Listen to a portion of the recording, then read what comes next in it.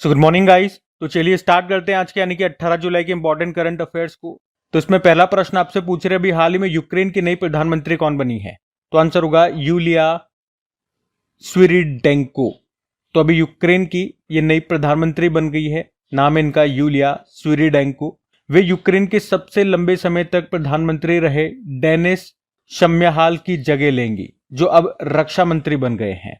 वैसे आप जानते हैं यूक्रेन के प्रेसिडेंट कौन है, व्लादिमीर जेलेंस्की, लेकिन प्रधानमंत्री की हम यहाँ पे बात कर रहे हैं जो बन गई है यूलिया। अब यहाँ पे पहले मैं आपको यूक्रेन लेकर के चलता हूँ, उसके बाद अभी जितने भी लेटेस्ट जिन भी देशों में नए प्रधानमंत्री या प्रेसिडेंट बने वो मैं आपको रिवाइज कराऊंगा। तो ये रहा मैप में यूक्रेन, कैपिटल इसकी होती है कीव, करेंसी है रेवेनिया, प्रेसिडेंट है व्लादिमीर जेलेंस्की। हमने पढ़ा था कि आग उगलने वाला एक हथियार है ड्रैगन ड्रोन, वो तैयार किया था यूक्रेन ने। और सिप्रिप की रिपोर्ट के अनुसार 2020 से 2024 तक विश्व में सबसे बड़ा हथियार आयातक इंपोर्टर कंट्री ये यूक्रेन है, भारत दूसरे स्थान पे था। अभी ऑपरेशन वेब स्पाइडर के तहत यूक्रेन ने रूस पर गुप्त ड्रोन हमला भी किया था, इस कारण से ये था। बाकी अब जो मैं आपको लिस्ट रिवाइज कराऊंगा वो देखो। अभी सूरीनाम की पहली महिला राष्ट्रपति बनी थी जेनिफर सिमंस, रोमानिया के नए राष्ट्रपति निकुसोर डैन, सूडान के प्रधानमंत्री कामिल इदरिस, साउथ कोरिया के 14वें राष्ट्रपति ली जे म्यूंग, पुर्तगाल के प्रधानमंत्री लुइस मॉन्टेनेग्रो, पोलैंड के राष्ट्रपति करोल नवरोकी, यमन देश के प्रधानमंत्री सलीम साले बिन ब्रेक, सर्बिया के प्रधानमंत्री ड्यूरो मैक्यूट, इक्वेडोर के नए राष्ट्रपति डैनियल नोबोवा, ट्यूनिशिया के नए प्रधानमंत्री सारा जाफरानी, नामीबिया देश की पहली महिला राष्ट्रपति नेटुम्बो नंदी नदेतवा, त्रिनिदाद और टोबैगो के नए प्रधानमंत्री कमला प्रसाद बिसेसर, ग्रीस के राष्ट्रपति कॉन्स्टेंटाइन टेसोलस, कनाडा के नए प्रधानमंत्री मार्क कार्नी, ऑस्ट्रिया के चांसलर क्रिश्चियन स्टॉकर, उरुग्वे के राष्ट्रपति यमांदू ओरसी, जर्मनी के नए चांसलर फ्रेडरिक मर्च, लेबनान के नए प्रधानमंत्री नवाब सलाम और बेल्जियम के नए प्रधानमंत्री वेवर। लगभग 19 देशों के मैंने अभी जो नए प्रेसिडेंट और प्रधानमंत्री बने वो लेटेस्ट आपको रिवाइज कराए, ध्यान में रखना। अगला प्रश्न देखते हैं। फिर अगले में पूछ रहे हैं हाल ही में अंतर्राष्ट्रीय न्याय दिवस ये कब मनाया गया। तो आंसर हो जाए जुलाई को। तो हर जुलाई को world day for international justice के रूप में मनाया जाता है।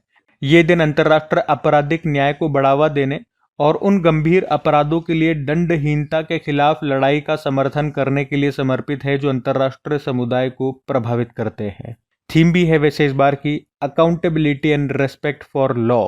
तो इस दिन की शुरुआत 17 जुलाई 1998 में हुई थी, जब रोम संधि को अपनाया गया था, जिसके तहत अंतर्राष्ट्रीय आपराधिक न्यायालय इंटरनेशनल क्रिमिनल कोर्ट की स्थापना की गई थी। और इंटरनेशनल क्रिमिनल कोर्ट की बात करें, इसका मुख्यालय आपको मिलेगा हैग, नीदरलैंड में। अच्छा, इसी तरह से याद रखना एक अंतर्राष्ट्रीय महिला न्यायाधीश दिवस भी होता है, वो 10 मार्च को होता है। ये अंतर्राष्ट्रीय न्याय दिवस है जो हम मना रहे 18 जुलाई को। अच्छा, जुलाई में और कौन कौन से दिवस अभी तक हम मना चुके हैं। तो 1 जुलाई को national doctor day, GST day, राष्ट्रीय डाक कर्मचारी दिवस, 2 जुलाई को विश्व खेल पत्रकार दिवस, 5 जुलाई को अंतर्राष्ट्रीय सहकारिता दिवस, ये जुलाई का पहले शनिवार को होता है तो इस बार 5 जुलाई को मनाया। 6 जुलाई को विश्व जूनोसिस दिवस, विश्व ग्रामीण विकास दिवस, 10 जुलाई को वैश्विक ऊर्जा स्वतंत्रता दिवस और राष्ट्रीय मत्स्य कृषि दिवस, 11 जुलाई विश्व जनसंख्या दिवस और 15 जुलाई विश्व युवा कौशल दिवस के रूप में मनाया। ठीक है, ध्यान रखना ये। अगला प्रश्न देखते हैं। फिर अगले में पूछ रहे हैं हाल ही में किसने पॉलीग्राफ मैजिक स्किल अवार्ड जीता है। तो आंसर होगा दीपिका सहरावत ने। तो भारतीय महिला हॉकी प्लेयर हैं दीपिका सहरावत, जिनको 2024-25 FIH हॉकी प्रो लीग के दौरान नीदरलैंड के खिलाफ अपने असाधारण एकल गोल के लिए अभी पॉलीग्राफ मैजिक स्किल अवार्ड दिया गया और वे ये अवार्ड पाने वाली पहली भारतीय खिलाड़ी बन गई हैं। तो प्रश्न इंपॉर्टेंट रहेगा। दीपिका सहरावत हरियाणा के हिसार की रहने वाली हैं और अगर इस पॉलीग्राफ मैजिक स्किल अवार्ड की बात करें तो ये अवार्ड प्रशंसकों के द्वारा वोट किया गया एक अंतर्राष्ट्रीय सम्मान है जो FIH द्वारा प्रो लीग सीजन में सबसे रचनात्मक और कुशल खिलाड़ी को दिया जाता है। तो याद रखना भी ये पॉलीग्राफ मैजिक स्किल अवार्ड किसे दिया गया, भारतीय महिला हॉकी प्लेयर है दीपिका सहरावत को दिया गया। ये इतनी सी लाइन आपको याद रखनी है। लेकिन अब अवार्ड वाला प्रश्न है तो कुछ इंपॉर्टेंट अवार्ड्स मैं आपको रिवाइज कराऊंगा। देखो, अभी 34वां सरस्वती सम्मान मिला था 2024 के लिए साधु भद्रेश दास को, संस्कृत विद्वान है, उनकी पुस्तक स्वामी नारायण सिद्धांत सुधा के लिए। विंडहैम कैंपबेल पुरस्कार 2025 जीता है राणा दास गुप्ता ने। भारतीय मूल के ब्रिटिश लेखक हैं। राष्ट्र समुद्र वरुण पुरस्कार ये राजेश उन्नी को मिला। समुद्री क्षेत्र में भारत का सर्वोच्च सम्मान है। सुदर्शन पटनायक फ्रेड डॉरिंगटन पुरस्कार जीतने वाले पहले भारतीय बने। पी शिवकामी वर्चोल दलित साहित्य पुरस्कार 2025 जीता। प्रधानमंत्री नरेंद्र मोदी को श्रीलंका का सर्वोच्च सम्मान मित्र विभूषण मिला। टोक्यो में लीजेंड्स ऑफ एंडोस्कोपी पुरस्कार दिया गया डॉक्टर डी नागेश्वर रेड्डी को। किस राज्य को आधार कार्यान्वयन में उत्कृष्टता के लिए 2 UIDAI पुरस्कारों से सम्मानित किया गया? Meghalaya. World economic forum global young leader for the year 2025 किस मंत्री को चुना गया? राम मोहन नायडू को। World press photo of the year 2025 चुना गया समर बाबू एलॉफ को, फिलिस्तीनी फोटोग्राफर है। ठीक है, ध्यान रखना ये सब। अगला प्रश्न देखते हैं। फिर अगले में पूछ रहे, अभी हाल ही में आंद्रे रसेल ने अंतरराष्ट्रीय क्रिकेट से संन्यास की घोषणा कर दी है। उनका संबंध किस देश से है? तो आंसर होगा वेस्ट इंडीज। तो वेस्ट इंडीज के अनुभवी ऑलराउंडर आंद्रे रसेल ने भी अंतरराष्ट्रीय क्रिकेट से संन्यास की घोषणा कर दी है। उन्होंने 2010 में अंतरराष्ट्रीय क्रिकेट में पदार्पण किया था। अच्छा, अब यहाँ पे मैं आपको कुछ इसी तरह के प्रश्न रिवाइज कराऊंगा जिन खिलाड़ियों ने इसी साल अपने अपने खेलों से संन्यास लिया। जैसे कि अचंता शरद कमल टेबल टेनिस प्लेयर से इनका संबंध था, संन्यास ले लिया। स्टीव स्मिथ ऑस्ट्रेलिया के प्लेयर थे, वनडे इंटरनेशनल से संन्यास ले लिया।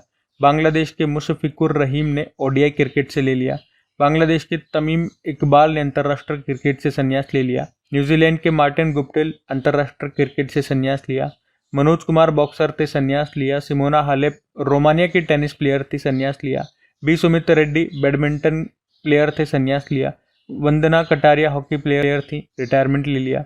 और रोहित शर्मा विराट कोहली भी टेस्ट क्रिकेट से संन्यास लिया। मैरी एयरअप इंग्लैंड की फुटबॉल गोलकीपर थी, फुटबॉल प्लेयर थी आप कह सकते हो, संन्यास लिया। निकोलस पूरन वेस्ट इंडीज के थे, अंतर्राष्ट्रीय क्रिकेट से संन्यास लिया। और आज जो हमने पढ़ रहे हैं वेस्ट इंडीज के ही हैं, ये आंद्रे रसेल, उन्होंने भी अंतर्राष्ट्रीय क्रिकेट से संन्यास लिया।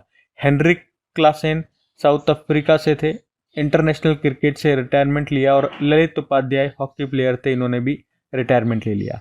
ये सारे इसी साल के प्लेयर हैं।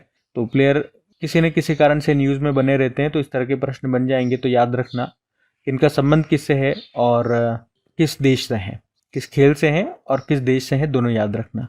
अगला प्रश्न देखते हैं। फिर अगले में पूछ रहे हैं, हाल ही में किस राज्य ने भारत की पहली जनजातीय जीनोम अनुक्रमण परियोजना शुरू की? तो आंसर होगा गुजरात। तो अभी गुजरात जनजातीय जीनोम अनुक्रमण परियोजना को शुरू करने वाला पहला भारतीय राज्य बन गया है। उद्देश्य है आनुवांशिक अनुसंधान के माध्यम से जनजातीय समुदायों के लिए स्वास्थ्य सेवा में सुधार लाना।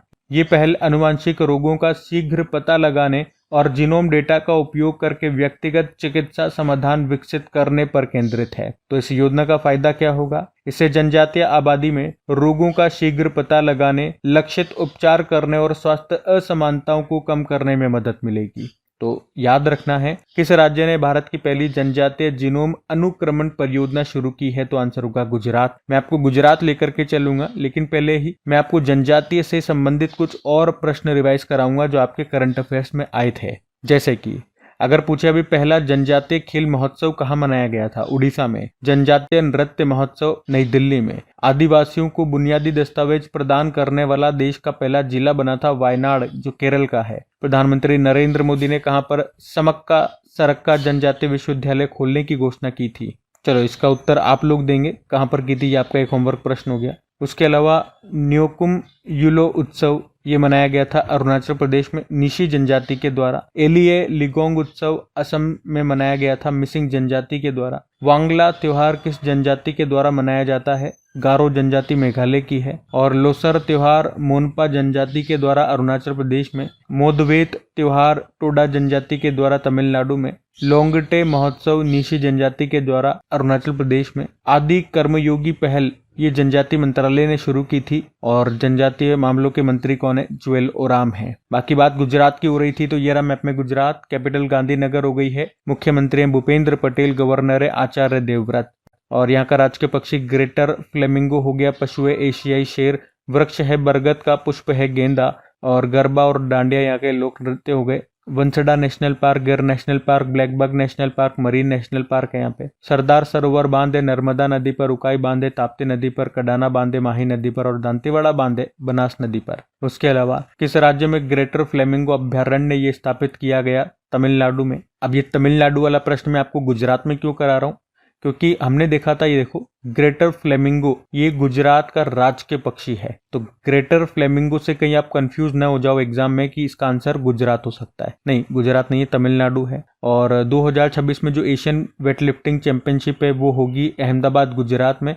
2025 में चाइना के जियांगशान में होगी। और 100% रेल मार्ग को विद्युतीकृत इलेक्ट्रीफाइड करने वाला 24वां राज्य ये गुजरात बना। भारत का पहला 9000 हॉर्स पावर का लोकोमोटिव इंजन ये बन रहा है गुजरात के दाहोद में। 23वें विश्व पुलिस और फायर गेम्स जो 2029 में होंगे वो भारत में होंगे। अहमदाबाद में पहली बार भारत होस्ट कर रहा है। जन सुरक्षा संतुष्टि अभियान यहाँ शुरू हुआ। मशरेक ये गुजरात में स्थित गिफ्ट सिटी में प्रवेश करने वाला किस देश का पहला बैंक बना? यूएई। पहले राष्ट्रीय सहकारी विश्वविद्यालय का उद्घाटन ये किया गया गुजरात के आनंद में और इस यूनिवर्सिटी का नाम है त्रिभुवन सहकारी विश्वविद्यालय, जो कि अमूल के संस्थापक त्रिभुवन दास जी के नाम पर है।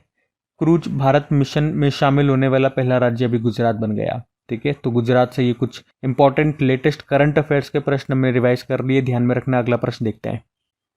फिर अगले में पूछ रहे हैं, हाल ही में किस राज्य ने पशुधन और मुर्गी पालन को कृषि का दर्जा दिया? तो आंसर होगा महाराष्ट्र। तो अभी महाराष्ट्र ये भारत का पहला राज्य बन गया है जिसने पशुधन और मुर्गी पालन को कृषि का दर्जा दिया है। इसका उद्देश्य है फसल उत्पादकों और पशुपालकों के बीच समानता लाना।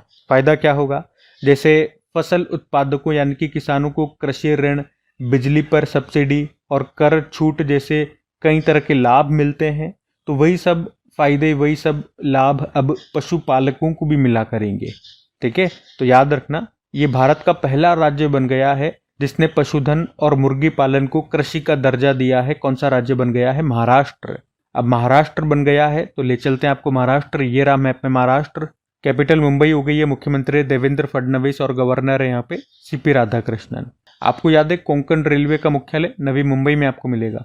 किसानों की सहायता के लिए महाविस्तार एआई ऐप और डिजिटल शेट्टीशाला ऐप को लॉन्च किया महाराष्ट्र ने। मारुति चितमपल्ली एनवायरमेंट और वाइल्ड लाइफ कंजर्वेशन के लिए जाने जाते थे, महाराष्ट्र से थे। अरण्य ऋषि के नाम से भी जाना जाता था। 2025 में पद्मश्री मिला था। रिलायंस इंफ्रा और डसॉल्ट एविएशन ये भारत में फॉल्कन 2000 बिजनेस जेट का निर्माण कहां पर करेगी? नागपुर में। प्राक्कलन समिति एस्टीमेट कमेटी का राष्ट्रीय सम्मेलन मुंबई में हुआ। मुंबई के पुराने कर्नेक ब्रिज का नाम बदलकर सिंदूर ब्रिज कर दिया गया। महाराष्ट्र ने गणेशोत्सव को राज्य उत्सव भी घोषित किया था। ठीक है, तो ये सब ध्यान में रखना। अगला प्रश्न देखते हैं। फिर अगले में पूछ रहे हैं, हाल ही में हिंदुस्तान एरोनॉटिकल लिमिटेड के निदेशक के रूप में किसे नियुक्त किया गया? तो आंसर होगा अजय कुमार श्रीवास्तव को। तो अभी अजय कुमार श्रीवास्तव को हिंदुस्तान एरोनॉटिकल लिमिटेड के डायरेक्टर के रूप में नियुक्त किया गया है, ये आपको याद रखना है। बाकी हिंदुस्तान एरोनॉटिक्स लिमिटेड की बात करें, स्थापना होती है इसकी 1940 में, बेंगलुरु में मुख्यालय है और इसके सीएमडी है डीके सुनील। अब ये अपॉइंटमेंट्स वाला प्रश्न है तो कुछ और नियुक्तियां मैं आपको रिवाइज कराता हूँ लेटेस्ट। अभी मैसेच्यूसेट इंस्टीट्यूट ऑफ टेक्नोलॉजी जो कि अमेरिका में है, उसके पहले भारतीय मूल के प्रोवोस्ट बने थे अनंता चंद्रकासन। प्रोवोस्ट मतलब ये वरिष्ठ प्रशासनिक अधिकारी का पद होता है। प्राक्कलन समिति एस्टीमेट कमेटी के नए अध्यक्ष बने थे Sanjay Jaiswal. Asian infrastructure investment bank के नए अध्यक्ष जोउ जियाई बनेंगी, चाइना से हैं। जनवरी 2026 से ये अपना पद संभालेंगे। आप बताओ भी वर्तमान में कौन है इसके अध्यक्ष? एशियन डेवलपमेंट बैंक के न्यू प्रेसिडेंट बने मसातो कांडा, जापान से हैं। रॉ चीफ बने पराग चेन। सीबीडीटी के चेयरमैन रवि अग्रवाल हैं, इनका कार्यकाल 2026 तक बढ़ा दिया। भारतीय खो खो महासंघ के अध्यक्ष सुधांशु मित्तल बने। आरबीआई के नए एग्जीक्यूटिव डायरेक्टर बने थे कार्यकारी निदेशक केशवन रामचंद्रन, और उसी तरह से सेबी के एग्जीक्यूटिव डायरेक्टर सुनील कदम बने। इंटरनेशनल क्रिकेट काउंसिल के सीईओ संजोग गुप्ता बने इस पद पर आने वाले दूसरे भारतीय। हिंदुस्तान यूनिलीवर लिमिटेड की पहली महिला एमडी सीईओ प्रिया नायर बनी। लद्दाख के लेफ्टिनेंट गवर्नर कविंदर गुप्ता। गोवा के राज्यपाल बने अशोक गजपति राजू, और हरियाणा के राज्यपाल प्रोफेसर आशिम कुमार घोष बने। राष्ट्रीय चिकित्सा आयोग के नए अध्यक्ष अभिजात शेठ बने थे। ठीक है, तो ये बिल्कुल लेटेस्ट जो आपकी नियुक्तियां हैं वो मैंने आपको रिवाइज कराई है, इनको ध्यान में रखना। अगला प्रश्न देखते हैं। फिर अगले प्रश्न में पूछ रहे हैं कि अभी हाल ही में उंगलूदन स्टालिन पहल ये कहाँ पर शुरू हुई है? तो आंसर होगा तमिलनाडु। और बड़े आसानी से पता लगा सकते हैं आप कि तमिलनाडु के जो मुख्यमंत्री है उनका नाम है एम के स्टालिन। तो स्टालिन से ही इस पहल का नाम आपको दिखेगा और अभी उन्होंने ही ये उंगलूदन स्टालिन पहल को शुरू किया है, तमिलनाडु के मुख्यमंत्री ने ही, जिसका उद्देश्य है तमिलनाडु में सभी लोगों तक सरकारी सेवाओं को पहुंचाना। इसके लिए अलग अलग जगहों पर स्पेशल कैंप्स लगाए जाएंगे और इन कैंप्स में लोगों को सरकार की स्कीम्स के बारे में बताया जाएगा और उन्हें इनका लाभ दिया जाएगा। इसके अलावा इन कैंप्स में लोगों की समस्याओं को सुना जाएगा और 45 दिनों के अंदर उसे सॉल्व किया जाएगा। तो यह है उंगलूदन स्टालिन पहल जो कि शुरू हुई है तमिलनाडु में। अब बात तमिलनाडु की है तो ले चलते हैं आपको तमिलनाडु, ये रहा मैप में तमिलनाडु। कैपिटल चेन्नई हो गई है, मुख्यमंत्री एम के स्टालिन। इनकी ऑटोबायोग्राफी का नाम क्या है? उंगलिल ओरुवन है। गवर्नर आर एन रवि है। पशु है राजकीय पशु नीलगिरी ताहर। पक्षी है एमरोल्ड डोव। वृक्ष है ताड़ का पाम ट्री। पुष्प है gloriosa lily. Sathyamangalam tiger reserve, Mudumalai National Park, Guindy National Park, Anamalai National Park, Mukurthi National Park है। यहाँ का शास्त्रीय नृत्य क्लासिकल डांस है भरतनाट्यम। और याद रखना 2 न्यूक्लियर पावर प्लांट आपको यहाँ मिलेंगे, कुडनकुलम न्यूक्लियर पावर प्लांट और Kalpakkam nuclear power plant. Tamil ये शास्त्रीय भाषा का दर्जा पाने वाली पहली भारतीय भाषा है। तमिलनाडु में ही जल्लीकट्टू त्योहार मनाया जाता है। तमिलनाडु के तट को कोरोमंडल तट कहते हैं। और कुछ फेस्टिवल्स देखें तो पोंगल महोत्सव हो गया, जल्लीकट्टू हो गया, थाईपुसम हो गया, आदि पेरकू, चित्तेराई महोत्सव हो गया, हेताई अम्मान महोत्सव, ये सभी तमिलनाडु में मनाए जाते हैं। कुछ करंट अफेयर्स के प्रश्न और देखें तमिलनाडु से तो कुंभकोणम पान के पत्ते और थोवलाई फूल माला को अभी जीआई टैग मिला था, इसी साल की बात है। दक्षिण भारत की पहली एसी लोकल ट्रेन सेवा ये लॉन्च हुई थी चेन्नई में और ये इस तरह से देश की दूसरी है, पहली मुंबई में चल रही है। किस राज्य में ग्रेटर फ्लेमिंगो अभ्यारण्य स्थापित किया गया? तमिलनाडु में। और स्पेस इंडस्ट्रियल पॉलिसी को मंजूरी देने वाला तीसरा राज्य ये तमिलनाडु बना था। इससे पहले 2 कौन है? कर्नाटक और Gujarat. Hockey India masters cup 2025 का भी पहला एडिशन चेन्नई में हुआ था, उसको जीता था पुरुष वर्ग में तो तमिलनाडु ने ही महाराष्ट्र को हरा के और महिला वर्ग में उड़ीसा ने पंजाब को हराया। भारत के पहले कृषि ड्रोन स्वदेशीकरण केंद्र का उद्घाटन कहां पर किया गया? तमिलनाडु में। पहली आसियान भारत क्रूज वार्ता भी चेन्नई में हुई। जा माता अभ्यास भारत और जापान के कोस्ट गार्ड्स के बीच में हुआ था, कहां पे? चेन्नई में ही। ठीक है, तो इन सब कारण से तमिलनाडु न्यूज में था, ध्यान में रखना। अगला प्रश्न देखते हैं। फिर अगले में पूछ रहे हैं अभी हाल ही में माई डीड प्रोजेक्ट ये कहां पर लॉन्च किया गया? तो आंसर हो जाएगा हिमाचल प्रदेश में। तो हिमाचल प्रदेश के मुख्यमंत्री कौन है? सुखविंदर सिंह सुक्खू हैं, जिन्होंने माई डीड नाम से एक पायलट प्रोजेक्ट को अभी लॉन्च किया है। ये एक डिजिटल प्लेटफॉर्म है जिसे national generic document registration system पर लॉन्च किया गया है। तो इस प्रोजेक्ट का उद्देश्य क्या है? जो लैंड की रजिस्ट्री होती है तो इस लैंड का रजिस्ट्रेशन को लोगों के लिए सिंपल बनाना ही इसका मुख्य उद्देश्य है। इसे अभी हिमाचल प्रदेश की 10 तहसीलों में लॉन्च किया गया है और इसकी सफलता के बाद इसे पूरे राज्य में लॉन्च किया जाएगा। तो इसमें आप कहीं से भी लैंड रजिस्ट्री के लिए ऑनलाइन अप्लाई कर सकते हो। रजिस्ट्रेशन के लिए अपने डॉक्यूमेंट्स यहीं पर अपलोड कर सकेंगे और वेरीफाई कर सकेंगे। और रजिस्ट्रेशन से पहले प्रॉपर्टी का मार्केट रेट का भी आप पता लगा सकते हैं। केवल एक ही बार आपको तहसील ऑफिस में जाकर के फाइनल साइन करने के लिए जाना पड़ेगा, बाकी सारा काम आपका घर बैठे हो जाएगा। यह है माई डीड प्रोजेक्ट जो कि अभी लॉन्च किया गया हिमाचल प्रदेश में। अब बात हिमाचल प्रदेश की है तो ये रहा मैप में हिमाचल प्रदेश। देखो 2 कैपिटल है, समर कैपिटल शिमला है, विंटर कैपिटल धर्मशाला है। मुख्यमंत्री सुखविंदर सिंह सुक्खू हैं, गवर्नर है शिव प्रताप शुक्ल। वैसे शिवकिला दर्रा, रोहतांग दर्रा, बड़ा चला दर्रा यहाँ मिल जाएगा। पोंग बांध व्यास नदी पर है, पंडो बांध व्यास नदी पर है। बाकड़ा नांगल बांध है सतलुज नदी पे, चमेरा बांध है रावी नदी पे। और Great Himalayan National Park, Pin Valley National Park, Inderkilla National Park, Kheerganga National Park, Simbalbara National Park है यहाँ पे। यहाँ का राजकीय पशु हिम तेंदुआ हो गया। पक्षी है जोजराना वेस्टर्न ट्रोगोपेन। वृक्ष है देवदार का। फूल है गुलाबी बुर्रांश, पिंक रोडोडेंड्रॉन। और नाटी डांगी छपेली यहाँ के लोक नृत्य हो गए। कुछ और करंट अफेयर्स के प्रश्न आपको यहाँ से रिवाइज करवाएं तो याद रखना, पहली बार हिमाचल प्रदेश ने शून्यकाल 0 आवर की परंपरा शुरू की। नशीली दवाओं के खतरे से निपटने के लिए संकल्प पहल शुरू किया। फ्लाइंग फेस्टिवल मनाया गया। उत्तर भारत का पहला हरित हाइड्रोजन संयंत्र प्लांट बनेगा हिमाचल के दबोता में। और भारत की पहली active pharmaceutical ingredients green hydrogen और 2G इथेनॉल के एकीकृत विनिर्माण सुविधा कहां पर स्थापित होगी? हिमाचल के सोलन जिले में। हिमाचल प्रदेश सरकार ने मार्च 2026 तक हिमाचल प्रदेश को देश का पहला हरित ऊर्जा राज्य बनाने का लक्ष्य रखा। हिमाचल प्रदेश के कांगड़ा डिस्ट्रिक्ट का राजा खास गांव ये राज्य का पहला सोलर मॉडल विलेज बना। सिंगल यूज प्लास्टिक चालान मोबाइल ऐप यहाँ पे लॉन्च हुई थी। और हरित आवरण बढ़ाने के लिए राजीव गांधी वन संवर्धन योजना शुरू हुई थी। ग्रीन अडॉप्शन स्कीम शुरू हुई।